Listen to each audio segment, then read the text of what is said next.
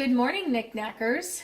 I have a friend that has some grapes, and she invited me over and let me pick about a 5-gallon bucket full of them. So Becca and I spent the morning cleaning them and getting them off the stems. You don't have to destem grapes if you're going to juice them, but because I had so many, I wasn't going to be able to fit all of them in my juicer.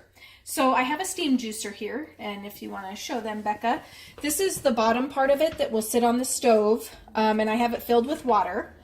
And then we'll have this container here that sits right on top, and it has a vent in the middle that the steam comes out of, and the juice will flow down into here and then come out this little spigot here.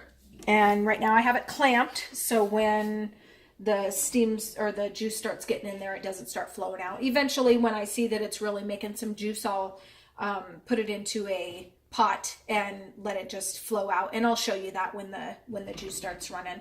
But let me grab the grapes real quick, and I'll show you bringing them over here. So we washed them and took them off the stems, and now I'm gonna place them in the pot there, and I'll put the lid on. I'll turn my heat kind of about a medium-low heat, and we're just gonna let it steam for a few hours and get that juice flowing. And once it's all done, I'll show you through the process. I kind of come back and stir the grapes a little bit and get the juice flowing a little bit more, and when it's all done, we'll jar it up and can it. So I'll bring you back for all that process. All right, so we're back at the grape juice. There's really not a whole lot coming out of the, I don't even know, the plastic tubing. But I'm gonna go ahead and take this off. And I'm just going to open that up. Oh, look at there, I was wrong. There's a lot of juice coming out. It just hadn't started flowing out yet.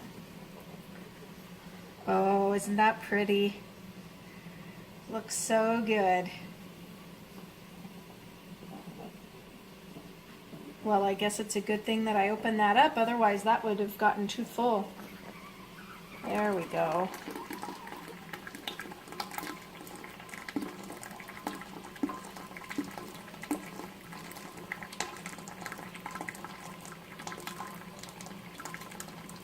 Excellent. So that's coming out. So what I'll do now is I'm going to go ahead and stir my grapes. Some people say not to do that, but every fruit that I juice, I always stir up. Kind of helps, I think, to get the juices going again. So you can see how they're just starting to turn to mush in there. Lots of seeds. You can see the seeds in there. There might be some small ones that go through, but I can always, if I see something coming out, I can strain it off later. There's still a lot of juice in there. I can see it just as I'm stirring it up. I don't know if you can see it on the edges over there, but you can see the juice that's still piling up on the edge over there. So we still have a long way to go yet. It's been going, I don't know, about an hour or so, I would say. It's coming along nice. I was a little worried because normally I can see the tubing full of juice, and I kept telling Becca, there should be juice coming out now, and there was juice. It just wasn't coming out of the tubing yet until I took that clamp off. So we're going to let that go until the juice no longer runs. I'll bring you back when it's done. All right, so our grape juice is done. It's heating up. I'm going to say that we're probably going to get 4 or 5 quarts out of there, I think. I hope. And I noticed as I was going through it that I don't know if you'll be able to see it on the camera, but there's some grape pulp in there just because it got so mushy. So I'm going to go ahead and run it through a sieve as I put it into the jars. So it's nice and hot. And we're just going to jar that up. And juice, let's see, I think it needs to go to 1/4 inch. I might need to look that up.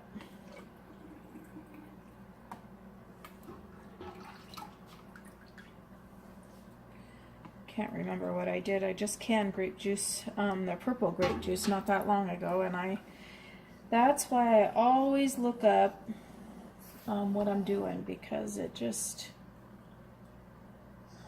can so many different things. That there, you can see that pulp at the bottom there. All right, and there's some, that's pretty typical with grape juice, to get the foaming on there. So I'm going to go, oops. You don't have to spill it like I did. Get some of that out. I didn't add any sugar to mine.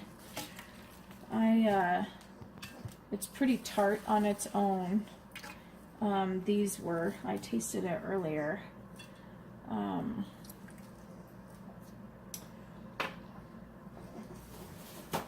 So when we open a jar and we constitute it, since this is grape juice concentrate, we'll add a jar or two of water to it, and I can stick in a quarter cup, half cup, however much cup I think we need. I'm going to look up the headspace for the juice just to be on the safe side, and I'll bring you back once I know for sure, but I think it's a 1/2 inch. All right, so it is actually a 1/4 inch.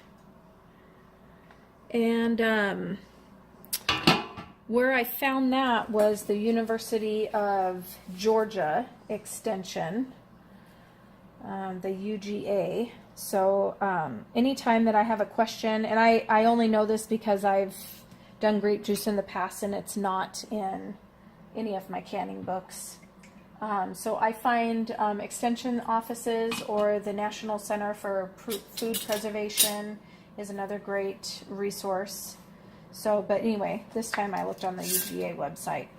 So it's a 1/4 inch. That is now in the jar, and these were green grapes, not the purple grapes, so the color's a little different than what we normally think of. This is more like white grape juice, I suppose.